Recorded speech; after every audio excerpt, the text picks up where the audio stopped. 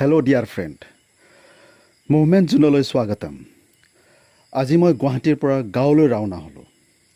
গাঁৱত গৈ দেখিলোঁ ৰাস্তা ঘাটবোৰ ইমান চাফ চিকুণ, ইমান ধুনীয়া আৰু তাত গাড়ী মটৰৰ অহা যোৱা খুবেই কম। ৰাস্তাৰ দুই কাষে ওখ ওখ গছ গছনিৰে ভৰা। সামান্য পৰিমাণে ৰাস্তা ঘাটবোৰ অকণমান বেয়া হৈছে যদিও ন' ডাউট অকণমান থাকেই। তাতকৈতো বেয়া থাকে আমাৰ গুৱাহাটী চহৰখনত। কিন্তু যিয়ে নহওক সঁচাকৈ মনোমোহা পৰিৱেশ। পুৱাৰ ভাগত আমি যাত্ৰা কৰিছোঁ কাৰণে চাগে মানুহবোৰ মানে দেখা পোৱা যোৱা হোৱা নাই। দেখিছোঁ চকবোৰত সামান্য পৰিমাণে। তাৰপিছত গৈ থাকোঁতে দেখা পালোঁ দলং এখনত খুব ৰাতিপুৱাই 4জনী বা 3জনী ছোৱালীয়ে ফটো তুলি আছে। চ' গাড়ীখন মই ৰখালোঁ। তাৰপিছত মই তেওঁলোকৰ অকণমান ফুটেজ লৈ ল'লোঁ। লৈ লোৱাৰ পিছত অকণমান চকু ফুৰালোঁ, দেখা পালোঁ খুব মনোমোহা দৃশ্য। ৰাতিপুৱাৰ সময়খিনিত দুই এজনী আহি আছে আমাৰ সন্মুখৰ পিনে, হয়তো চাগে মৰ্ণিং ৱাক কৰি আছে তেওঁলোকে, হয়তো ক'ৰবালৈ যাবলৈ ওলাই আহিছে।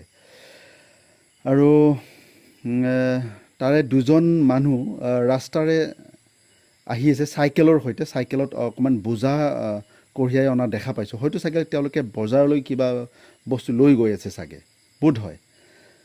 তাৰপিছত গাড়ীৰ পৰা নামি অকণমান মই গাঁৱৰ পিনে অকণমান গৈ থাকোঁ।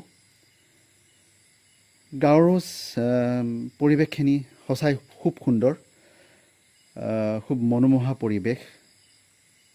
তাত কোনো ধূলি মাকতি নাই, গুৱাহাটী চহৰৰ লেখীয়া যান জঁট নাই, ট্ৰেফিক নাই।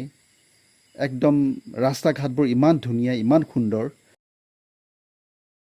ওচৰতে এটা নামঘৰ দেখা পালোঁ, একদম আওপুৰণীয়া। আৰু নামঘৰটো দেখি মই অকণমান মূৰ দোৱালোঁ।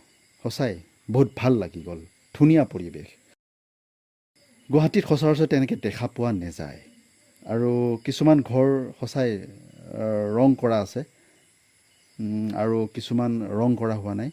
হয়তো চাগে তেনেকৈ ৰাখিলে। আৰু টিনৰ বেৰাৰ সৈতে গছৰ মানে ৰাস্তাৰ দাঁতিত ৰং বিৰঙী ফুলৰ সমাহাৰ দেখি মোৰ সঁচাই বহুত ভাল লাগি গ'ল। আৰু বাঁহৰ বেৰ সঁচাই। আৰু এজনী ছোৱালীয়ে হয়তো চাগে ঘৰ মচি আছে, হয়তো গোবৰেৰে চাগে ঘৰ লেপি আছে।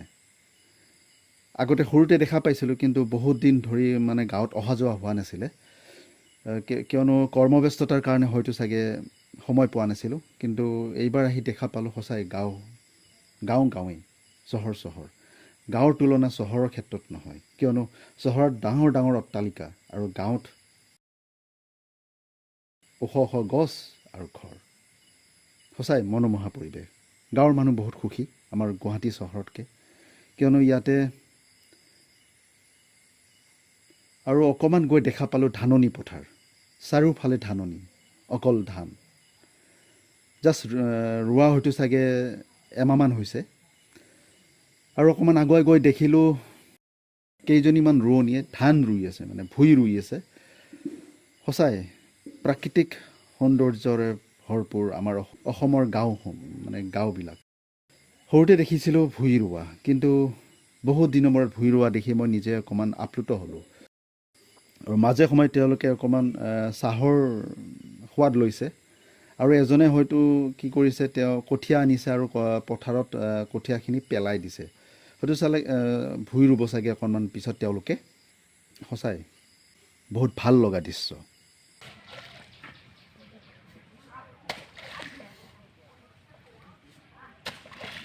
তেওঁলোকে অকণমান চাহৰ সোৱাদ লৈ আছে, আনন্দ লৈ আছে, ভাল লাগিছে। তাৰপিছত তেওঁলোকে আকৌ পুনৰ কাম আৰম্ভ কৰিছে, ভুই ৰোৱা কামটো। চ' কমেণ্ট কৰিব, জনাব কেনে পালে ভিডিঅ'টো চাই।